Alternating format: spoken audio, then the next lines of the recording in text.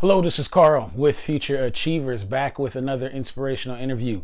Today, my guest is Matthias Ingle. He is a Chief Warrant Officer for the United States Army, 22 years in service so far. We talk about his service, the ups and downs, what led him to make the decision to join up, and some things that he's learned along the way, and some things that have helped him overcome some of the mental challenges associated with service and just with life in general. So tune in. I hope you enjoy. Let's go.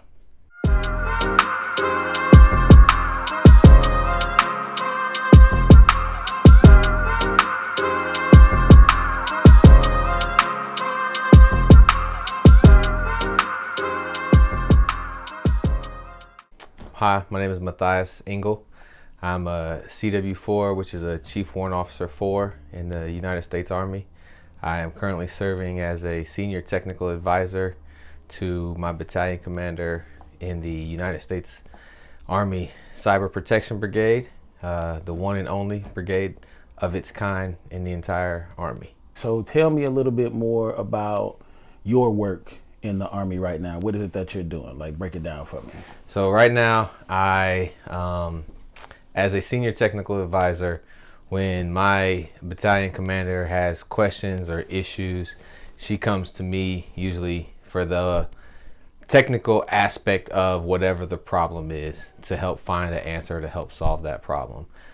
Besides that, I also manage around 70 warrant officers that are junior to me in our battalion, and I help them with their job placement within the unit, as well as their career growth, personal growth, and professional growth. And as they develop, we try to find different positions and assignments to put them in to help them continue their career. So tell me, how'd you get started in the military? So, back in 1998, a long time ago for some people, I was in college, and we were on winter break, and I got my first little report card, I guess you could say. I don't know what they call them now for college kids, but I got my grades in the mail after my first semester of college, and like 2-3 days later, I got a financial aid statement in the mail too, and my grades were horrible, and I realized I owed Fed loans like $5,000 after that first semester. And I said, okay, well, if I do another semester of this, I'm going to owe $10,000. And I was already on academic probation. So I was like, well, maybe this isn't for me. And I went downtown in Muncie, Indiana, and I went looking for a recruiter that I had previously talked to between my junior and senior year of high school. And his name was Tim Dudley, and I was looking for him to see what my options were, just because I could tell that college wasn't going to be for me, and I wasn't at that point in my life. College was not for me. I wasn't disciplined enough to do what it took to make the grades. I didn't have anything that I was really working towards. I wasn't excited about my major that I had chosen at the time, so I wasn't really passionate about it, and so at that point I was like, okay, well, I need to do something different.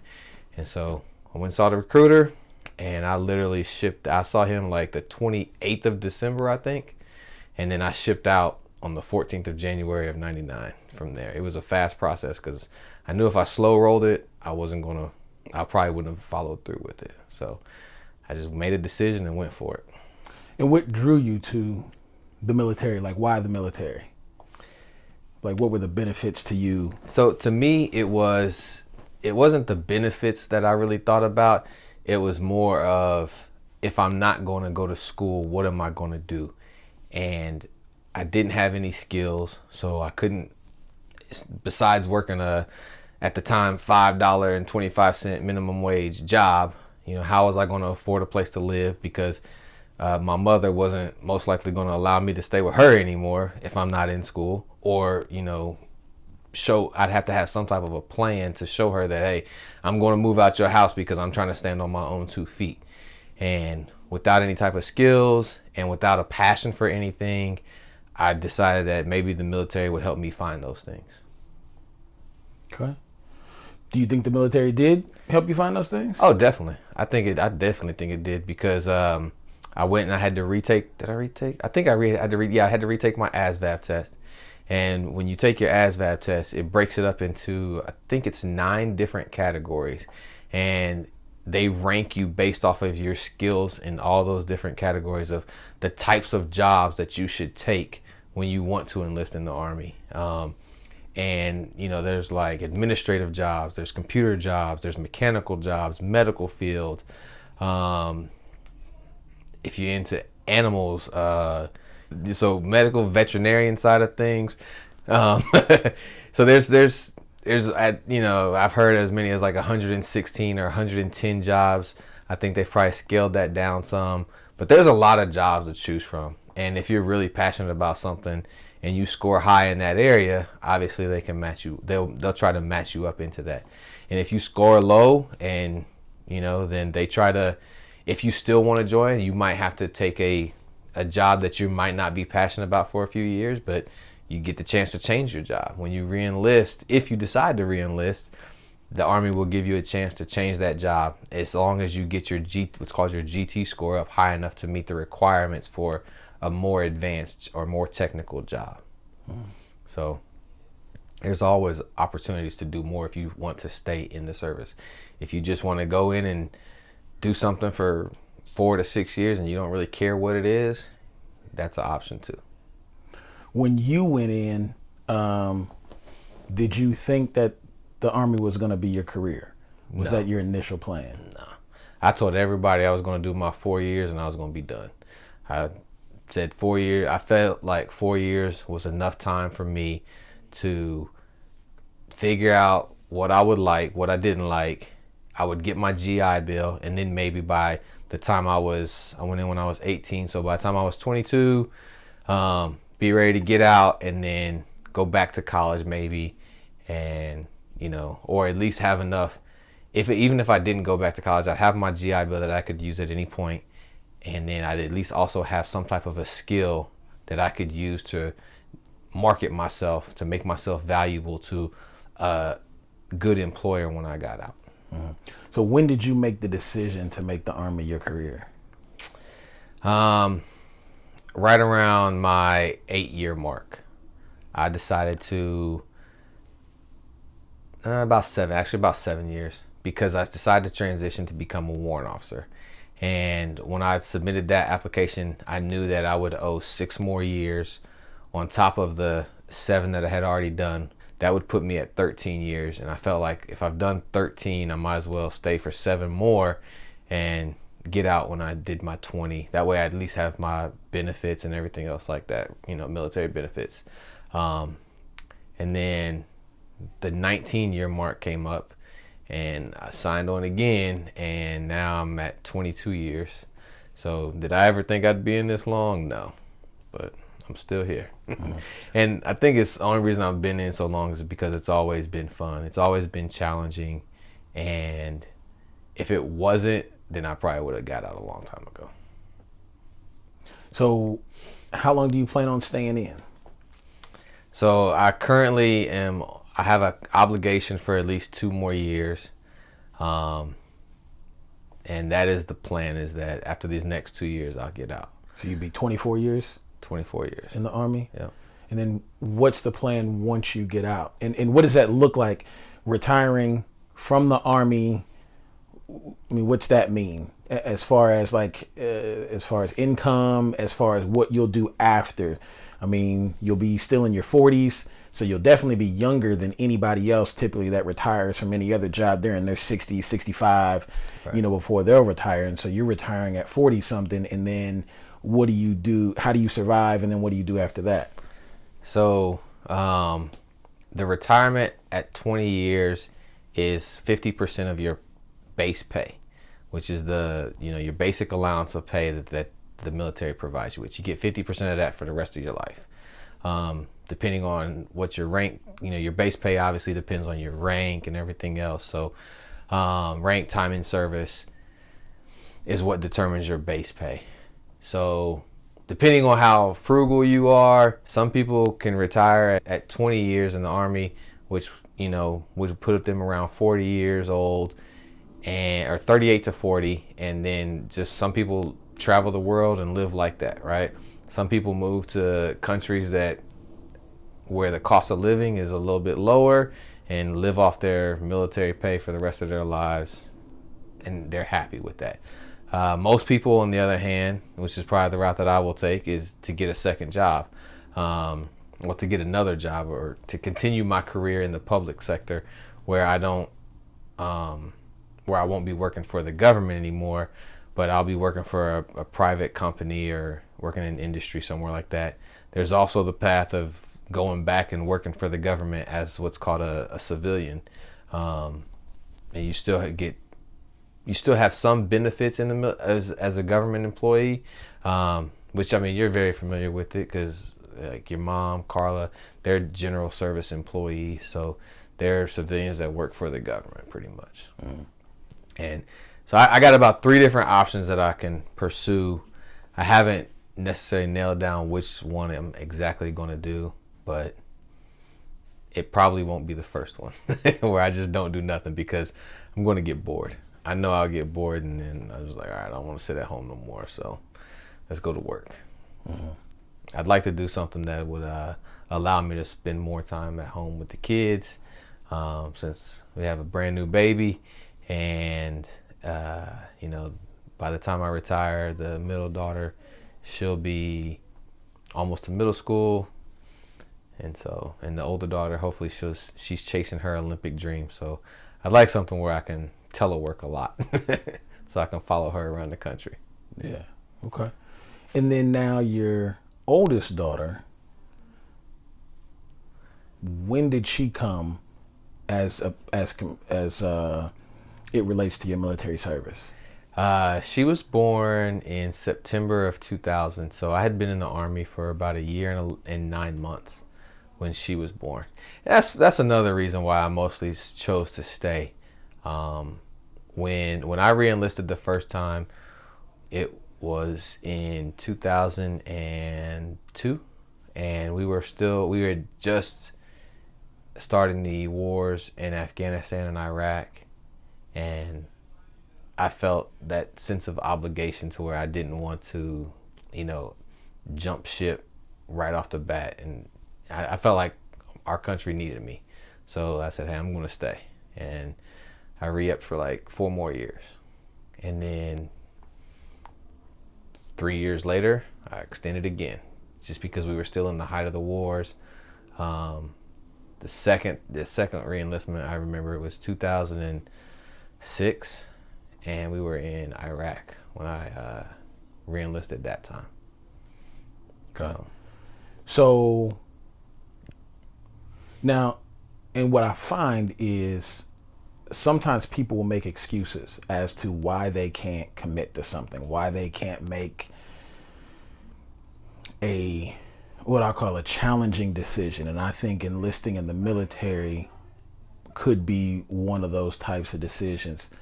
You on the one hand had a child at the time, a family, and you decided there's wartime, and you decided to re-enlist.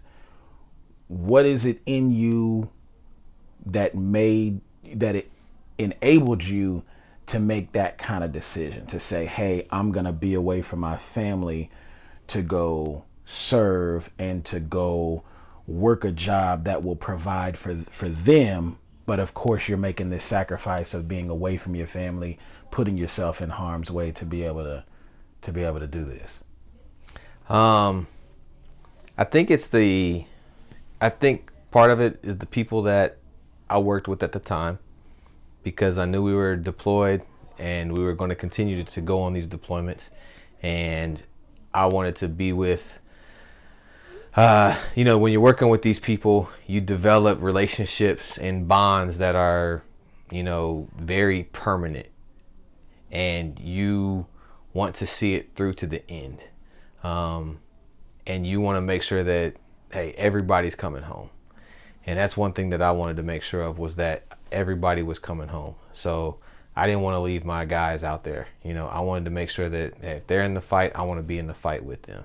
And I think that leads to the selfless service side of things that they teach you when you first come into the military. You know, that there's things out there that are bigger than you, and that you have to be willing to sacrifice your desires sometimes for the greater good.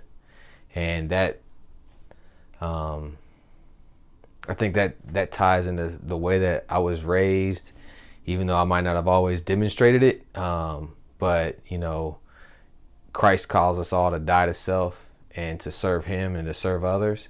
And I think that's part of where it comes from.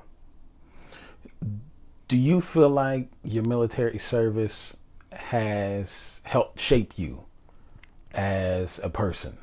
Oh, definitely. Yeah, definitely. So talk about.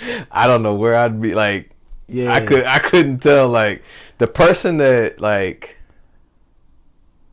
as an 18-year-old kid in Muncie, Indiana, there wasn't. It's easy to go down the wrong path at that time. You know, it was easy to look up to the wrong people, to go down the wrong path, and to just be led astray in the world and just never, you know, what I'll say not necessarily amount to anything, but just never to not be a productive member of society, you know. I think I could have easily went down the wrong path by not going into the military, if that makes sense. And who I am now, it's definitely helped shape me. It changes, joining the military, it changes the way you think. It changes the way you see things. It kind of puts things into perspective sometimes. You know, a lot of people say, oh, you know, you go into the military and you'll get brainwashed, or they just want to brainwash you or whatever. And it's not they do change the way you think. You played sports a lot, and you understand what it's like to be on a football team, right? You know, on the offensive line or the defensive line, hey, everybody has a part, and you have to do your job for the greater good, so that the team can accomplish something, or so that the entire unit can make a play, right? You might not always be the playmaker. And that's one thing that the military teaches you, is teamwork. For a lot of people, surprisingly, who don't play sports or who aren't involved in a team sport, at least, you know, where, you know, hey, they try to break you down to say, hey, it's not always just about you, it's about the whole team. And we need everybody to be on the same team, so that when we are in the thick of things, you can trust the guy to your left and right, that they're going to do their job and you do your job, so that we can all make it home alive at the end of the day. So it definitely changes who you are. What is the military like, or what has your experience been? So I'll say, for me, my knowledge of the military comes from watching commercials, watching the news, watching movies. And it seems like on TV, you talk about the military, talk about the army, you see the wars, you see the fighting, you see, the dying. You see people being affected negatively mentally. Is that what it's like every day? Is that what it's been like for you in the tours that you've taken overseas? Or is there another side of it that you know, civilians, you know, people aren't seeing? I think the biggest side that people don't see is what we do after we take the uniform off. Yes, people die. Yes, you go to war, you fight battles. Not everybody makes it home alive. There's the good, the bad, and the ugly about being in the military. And the bad and the ugly is that, you know, sometimes people die. That's the worst of it right there. And you're not going to change that. I don't think that's ever going to change, because there's always going to be a war to fight somewhere, somehow, you know. And even when there's not a war, like my first military funeral was from a guy who he drank himself to death, pretty much. He had alcohol poisoning. He died from alcohol poisoning. And you just never forget that stuff. You know, it's just ingrained in your brain forever. The side that people don't always see is the side that, you know, like I said, after you take the uniform off, when we're not deployed, you know, when the commercials aren't trying to make this glorified, you know, battle footage of everything. You know, hey, when I'm at home station, I'll wake up at 5:30 in the morning. We go to PT at 6:30 and we all work out together. There's camaraderie there. There's teamwork there again. After that, we go to work. And right now, my job is mostly an office job. In the past, I had jobs where I worked on radios a lot. I worked on computers, hands-on, a lot of stuff. Learning those skills and those technical things. And that's what I did. And we, you know, you work all day. And when I say all day, you work 9 to 5. After your hour and 15 of PT or exercise in the morning, you know, around 7:30, 7:45, we all go shower, get some breakfast, and we come back to work at 9 o'clock. And then you usually work until 4 or 5 o'clock in the evening, depending on what needs to get done that day. And then you go home to your family for the rest of the day. And then usually it starts all over again the next day. So there's when we're not deployed, it's designed to be not as stressful. So they you know, there's not the basic training environment that you'll see in movies like Full Metal Jacket. That's not normal military life. It's like that for a certain amount of time to help you develop a certain amount of character. And then those things go away as you mature in the military. So by the time you get to your regular duty station, there's not people yelling at you unless you just really mess up and you deserve to get scuffed up. For the most part, it's, you know, you're treated like a employee-employer type relationship. You know, we all belong to the United States government, and there's just people that are over you that are trying to get, you know, you guys that are trying to get people to do a job that needs to be done for the greater good of the country at the end of the day. And a lot of times you just train a lot, honestly. When you're not deployed, it's just a lot of training. Yeah.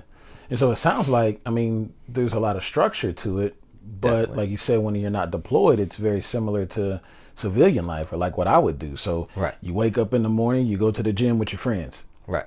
After you finish going to the gym, you go eat. Right. And then after you get your breakfast, then you go to work. Right. For 8 hours.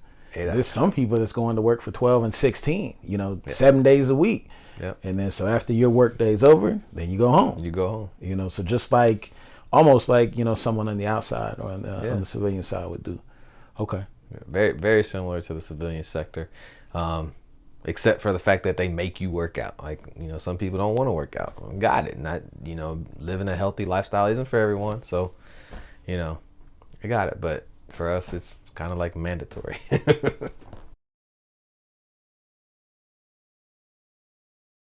Understanding that the military is not for everyone.